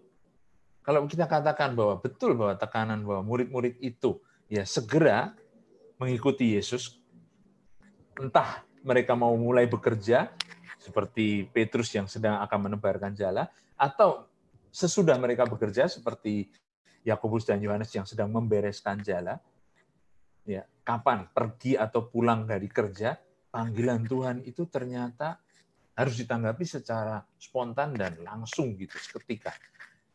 Tapi tetap saja akan ditampilkan bahwa panggilan itu begitu memikat sehingga 4 murid pertama ini tidak bisa tahan untuk tidak mengikuti Yesus yang memberikan janji dari penjala ikan menjadi penjala manusia. Nah, itu mulai ceritanya di sana. Dua-duanya sama mau menonjolkan bagaimana murid-murid ini akhirnya ikut serta dalam pelayanan dan misi Yesus. Sama seperti di Injil Yohanes. Mulai dari Yohanes sendiri yang mengatakan itulah anak domba Allah. Seperti sudah langsung ditonjolkan nasibnya nanti, panggilannya nanti. Dan murid-muridnya Yohanes itu yang mengikuti Yesus. Nah, di Injil Markus rupanya ceritanya lebih ditonjolkan satu paralel yang mau memperlihatkan seperti Bapak tadi katakan, memang ya kelihatan inisiatif dari murid, tapi daya pikat yang tidak bisa dihindari dari Yesus yang memang rupanya membuat mereka segera meninggalkan segala sesuatu, jala dan bahkan keluarga untuk membentuk keluarga baru bersama Yesus. Itu menjadi titik tolak dari kisah-kisah berikutnya seperti tadi kita sudah lihat, ya. Tapi kalau perhatikan dalam susunan sandwich-nya itu, murid-murid yang dipanggil untuk mewartakan Injil ternyata dalam bingkai yang berikut orang yang sakit kusta itu memberitakan Injil, ya kan? Itu juga menarik. Lihat bahwa cerita itu rupanya selalu dikontras gitu. Orang yang merasa sehat atau murid, orang yang sakit, berdosa, yang tidak halal atau najis gitu. Dikontraskan begitu. Injil Markus rupanya mau mengajak kita memperhatikan kontras ini justru karena nanti akan membantu kita mengerti bahwa bukan hanya keberhasilan dan kesuksesan Yesus yang membuat kita ikut Yesus, tapi juga kegagalannya. Justru karena dia mengajar kita untuk memberi makna pada kegagalan itu. Sama seperti dia memberi makna pada setiap penyakit dan kelemahan orang-orang yang disembuhkan.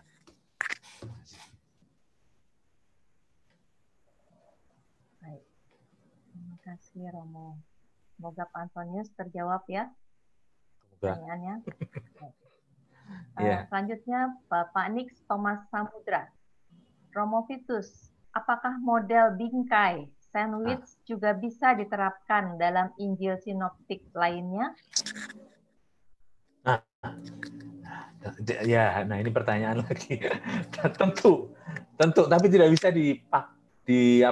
dipakai sebagai sesuatu yang baku gitu. Misalnya ya tadi cerita tentang penyembuhan Bartimeus, ya. Kalau kita baca dari Injil Matius, dulu sudah ada pertanyaan, ternyata ada ibu yang melihat bahwa di Injil Matius ada 2 orang buta. Nah, itu tidak bisa dipaksakan bentuknya sandwich. Ternyata bentuknya paralel, kiastik begitu. Jadi ada cermin berhadapan-hadapan gitu. Ya, sekali lagi ini pertanyaan di luar bahan sebenarnya. Jadi kita tidak bahas sinoptik, tapi sebenarnya gampang jawabannya. Tentu bisa ditemukan. Nah, orang bisa mengatakan bahwa ini ciri khasnya orang Yahudi sebenarnya. Bentuk melingkar, bukan lurus-lurus saja, tapi bentuknya ring composition gitu. Tapi memang ada penulis-penulis orang Yunani seperti Homerus yang menulis Iliade itu juga suka dengan ring composition. Jadi ada orang yang juga sudah melihat bahwa ini bisa saja ada di antara pengarang orang Yunani. Ring composition itu artinya bentuk sandwich gitu. Komposisinya seperti cincin gitu, memutar dengan pusat di tengah-tengahnya. Pusat di tengah itulah inti dari yang dibingkai oleh sesuatu yang di luarnya, seperti sandwich gitu. Ada 2 roti lapis, di tengah-tengah ada isinya gitu. Ya. Apakah ini ditemukan di Injil Lukas atau di Injil Yohanes? Banyak. Susunan seperti ini banyak. Hanya saya mengikuti pembacaan dari buku Pak Pater Martin yang mengatakan, ya ini gaya yang disukai Markus. Itu juga gaya yang disukai Lukas. Itu juga gaya yang disukai Yohanes. Ya. Lanjut. Dari Pak Willy, Kak. Kardinal pernah menjelaskan simbol Injil Markus adalah manusia, sedangkan simbol Injil Matius adalah singa karena menyebut Yesus anak Daud. Singa dari Yehuda menurut kitab Wahyu. Jadi mana yang benar? Nah, ini yang ngutip kardinal kayaknya salah deh. Ada orang yang langsung ketawa soalnya. Karena lambang Injil Markus itu singa. Bukan terbalik gitu. Injil Matius yang lambangnya manusia atau malaikat kadang-kadang ya. Jadi pasti keliru mengutip kardinal. Tidak mungkin Bapak kardinal salah dalam hal kecil begini. Ya, jadi tidak, saya kira pertanyaannya tidak juga di luar konteks yang kita bicarakan sebetulnya. Ya, jadi sekali lagi lambang singa Yehuda yang mengaum itu memang kelihatan sekali dari pembacaan tadi kita bahwa Markus menulis cerita yang begitu kejam untuk menegaskan murid-murid Yesus yang begitu keras kepala, degil hatinya, sampai dengan cara tadi saya ambil satu contoh, pertanyaannya diberondongkan begitu dengan cara seperti seolah-olah apa yang tadinya dipikirkan untuk orang-orang di luar yang mendengar perumpamaan seperti perumpamaan saja tanpa dijelaskan, sekarang murid-murid pun tidak mengerti. Bagi murid-murid, pergandaan roti itu tetap hanya perumpamaan. Mereka tidak masuk. Tidak sampai mengerti bahwa akhirnya Yesuslah roti hidup itu yang dibagi-bagi, dipecah sampai habis. Dan mereka harus ikut seperti itu. Nah, mereka baru tahu akhirnya ketika mereka mengalami kocar kacir, hilang semua, baru kemudian akhirnya mereka berkumpul kembali. Dapat kekuatan dari Yesus sendiri. Begitu. Ya. Jadi kerasnya Injil Markus kelihatan dari bagaimana penginjil Markus menceritakan murid-murid Yesus. Bisa jadi nanti kita akan lihat minggu depan bagaimana Markus sendiri keras pada Petrus. Padahal dia katanya muridnya Petrus, sekretarisnya Petrus, tapi mencatat peristiwa yang begitu tentang gurunya atau tentang, sekali lagi saya tadi sudah katakan, marilah kita lihat teksnya dan bukan yang lain-lain. Gitu. Baik, masih ada 3 pertanyaan, Romo. Lanjut ini dari Ibu Lucy Ambarwati. Pastor Titus, dalam kisah Putri Yairus yang ternyata telah meninggal dunia, di sini terjadi mukjizat bahwa Putri Yairus dihidupkan lagi oleh Yesus. Apakah ini bisa dikatakan sebagai makna atau warta kebangkitan? Terima kasih, Pastor. Iya, tadi saya sudah katakan. Itu antisipasinya. Memang di sini dipakai kata talita, kum gitu, ya. Tapi kata kumnya ini dalam bahasa Aram artinya bangun. Yang dalam bahasa Yunani-nya dipakai kata memang sama seperti kata yang dipakai waktu Yesus bangkit gitu, ya, bangun gitu. Maka benar kalau ini menjadi antisipasi seperti tadi saya tunjukkan dalam komposisinya, kan kalau dalam analisis yang saya ikuti retorika itu diberi judul Yesus menuntun pada satu Paskah yang baru. Jadi seperti umat Israel dibebaskan dari air, dari laut, murid-murid mengalami hal itu ketika mereka dibebaskan dari angin badai di laut, ya. Nanti cerita itu berakhir dari Eksodus yang lama ke Eksodus yang baru atau Paskah yang baru, yaitu kebangkitan. Betul kalau dibaca begitu ceritanya, memang. Ya, Bu Lucy masih lihat gambarnya ya ini. Karena saya belum keluar dari share screen, Mas. Lihat, Pastor. Ya, terima kasih. Terima kasih, Pastor. Selanjutnya dari Ibu Sandra. Romo, apakah yang dimaksud dengan menghujat Roh Kudus? Iya. Tuh, pertanyaannya bagus. Sulit ini jawabannya. Itu memang tadi di mana? Tidak dibacakan ya di ini ya. Di mana tadi? Menghujat Roh Kudus karena mengatakan bahwa sebentar itu ceritanya dari perdebatan ini ya dari cerita yang diapit keluarga Yesus yang rupanya keluarganya tidak setuju dengan Yesus. Nah, di tengah-tengah ceritanya bahkan para pemimpin yang mengatakan apa yang dibuat Yesus itu dari kuasa penghulu setan. Nah, itu berarti kan kalau kita ambil contoh praktis saja sebenarnya mau menunjuk pada orang-orang yang bisa menyesatkan orang yang lemah imannya dengan mengatakan yang baik itu jahat dan yang jahat itu baik. Kalau sudah begitu, ya, itu berarti sebenarnya orang tidak bisa lagi melihat mana yang baik dan mana yang jahat. Itu berarti tidak bisa bertobat. Itu artinya menghujat Roh Kudus. Ketika orang bermain-main dengan sesuatu yang berkait dengan suara hati, dengan moral, maka ini bagian yang sangat sulit dan sangat pelik yang menjadi tanggung jawab para pemimpin atau orang yang punya wewenang untuk mengajar. Ya.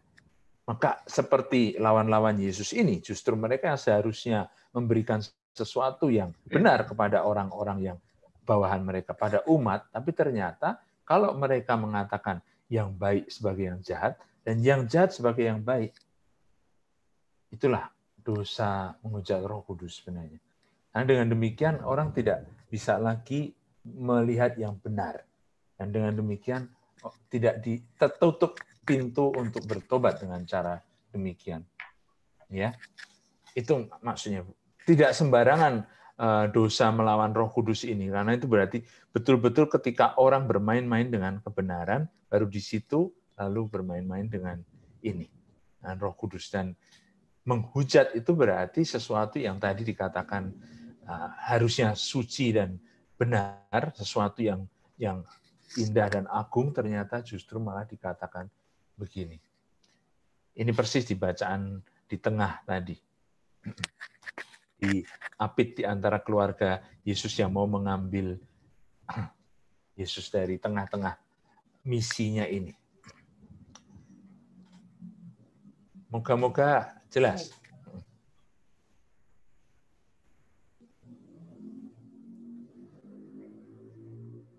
Baik, lanjut. Satu pertanyaan lagi yang terakhir, Romo. Dari Bapak Indrali Brata. Mo, apakah Yesus hanya satu kali aja ke Yerusalem dan langsung ditangkap? Ya. Baik, pertanyaan bagus juga ini. Karena sekali lagi kita tidak mau mengatakan mana yang benar, mana yang salah ya. ya, karena bukan itu tujuannya. Setiap Injil punya kekayaan, maksud dan visi teologis yang membuat kita akhirnya mengatakan ini bukan karya bohong-bohongan, itu saja. Tapi kita tidak mencari kebenaran dalam arti sejarahnya itu gimana. Yang benar itu orang buta yang disembuhkan 1 apa 2, bukan itu. Nah, seperti apa Yesus hanya 1 kali ke Yerusalem. Terus terang saja, kalau Yesus orang Yahudi dan setiap kali merayakan Paskah pergi ke Yerusalem, berarti mestinya kan tidak hanya sekali kan. Logikanya begitu. Tapi dalam cerita Injil Markus ditampilkan begitu rupa ceritanya karena seperti ada satu komentar yang saya ikuti susunannya tadi mengatakan bahwa Injil Markus itu diceritakan dalam 50 hari saja. 50 hari. Hari yang ke-49 itu hari di mana ketika Yesus disalibkan. Jadi itu ada maksudnya gitu. Dalam satu perjalanan 50 hari begitu. Dari mulai hari pertama tadi yang kita lihat di Kapernaum itu pelayanan itu sampai ke nanti perdebatan Yesus sebelum akhirnya ditangkap dan kemudian disalibkan. Itu memang satu perjalanan. Maka Injil Markus, tekanan Injil Markus pada transisi perjalanan ini seperti betul-betul memang menarik gitu kalau lihat. Nanti penginjil Yohanes memang memberi ceritanya lebih luas sehingga kelihatan di sana 3 kali Yesus pergi merayakan Paskah di Yerusalem. Apakah kalau kita bisa katakan ini sebagai satu alur Injil sinoptik mengikuti alur bahwa Yesus hanya 1 kali perjalanan ke Yerusalem merayakan Paskah dan disalibkan di sana pada waktu pesta Paskah orang Yahudi itu? Saya balik bertanya, apakah Lukas setuju dengan alur itu karena dia juga masuk Injil sinoptik? Lalu kita lupa kalau pada umur 12 tahun, Yesus merayakan Paskah bersama orang tuanya ke Yerusalem. Paling enggak sudah 2 kali. Di umur 12 tahun, dan di akhir cerita. Ya kan? Lihat, kalau kita terlalu terpatok pada sesuatu yang ini, dan itu dijadikan sebagai satu, itu kita membaca secara fundamentalis, dan bukan itu maksudnya sebenarnya. Justru kekayaan Injil itu ketika kita melihat dalam perbedaan yang beragam itu ada satu tekanan yang mau diberikan di setiap Injil oleh masing-masing penginjil. Itu maksudnya. Terima kasih. Baik. Pertanyaan sudah selesai, Romo. Kita akan lanjutkan dengan saya tutup screen-nya. Ya. Beberapa pengumuman saya bacakan dari seksi kerasulan kitab suci pada para peserta semua. Minggu depan kita masih melanjutkan dengan tema yang sama, Injil Markus sebagai penutup pengajaran Injil Markus. Ya, minggu depan masih bersama Romo Vitus Rubianto. Jadi mohon dicatat, jangan sampai terlewatkan. Link akan diinformasikan dan diingatkan kembali nanti. Bagi yang belum menulis nama lingkungan, paroki, masih kami nantikan, mohon menuliskannya di kolom chat. Kita masuk dalam foto bersama, acara foto bersama. Mohon seluruh video untuk diaktifkan. Paulus. Fotografer. Selamat malam Bapak Ibu. Selamat malam. Mari kita foto bersama sebelum akhirin acara ini. Kita akan foto sebanyak 4 kali. 1, 2, 3. 1, 2, 3. 1, 2. 1, 2. Terima kasih. Terima kasih, Sean. Mari kita akan mengakhiri pertemuan kita ini dengan doa penutup. Saya persilahkan Pak Santoso menutup dengan doa. Jadi, doa ditutup oleh Pak Sutri. Nanti akhir doa kami mohon berkat melalui Romo Vitus ya. Mari Romo, Bapak Ibu sekalian, kita akhiri pertemuan kita malam hari ini. Kita tutup dengan doa. Dalam nama Bapa dan Putra dan Roh Kudus. Amin. Bapa yang berbelas kasih, terima kasih Bapak pada malam yang berbahagia ini. Kami kembali mendapat pengajaran Injil Markus yang telah disampaikan oleh Romo Vitus. Dengan pengajaran ini, semoga kami semua semakin memahami dan mengerti akan kehendak-Mu yang Engkau wartakan melalui Injil Markus. Pengajaran ini masih ada satu sesi lagi yang akan disampaikan hari Rabu minggu depan. Bapak pelihara dan berikan kami kesehatan sepanjang hari-hari ke depan, supaya kami semua yang rindu akan sabda-Mu dapat kembali hadir. Bapak, sudah sepanjang hari ini kami telah beraktivitas. Sebentar kami akan undur dari pertemuan ini. Sudah waktunya kami untuk beristirahat. Sertai kami semua oleh malaikat-Mu menjaga kami ketika kami tidur malam nanti. Dan kami boleh menyongsong hari esok dengan tenaga dan semangat baru untuk menerima berkat-berkat-Mu yang telah Engkau sediakan pada kami. Bapak, kami mohon berkat-Mu melalui hamba-Mu Romo Vitus untuk menghantar kami beristirahat malam nanti. Tuhan sertamu. Dan sertamu juga. Semoga saudara-saudari sekalian beserta keluarga dalam istirahat malam ini senantiasa dilindungi, dibimbing, dan diberkati Allah yang Maha Kasih, Bapa dan Putra dan Roh Kudus. Amin. Amin.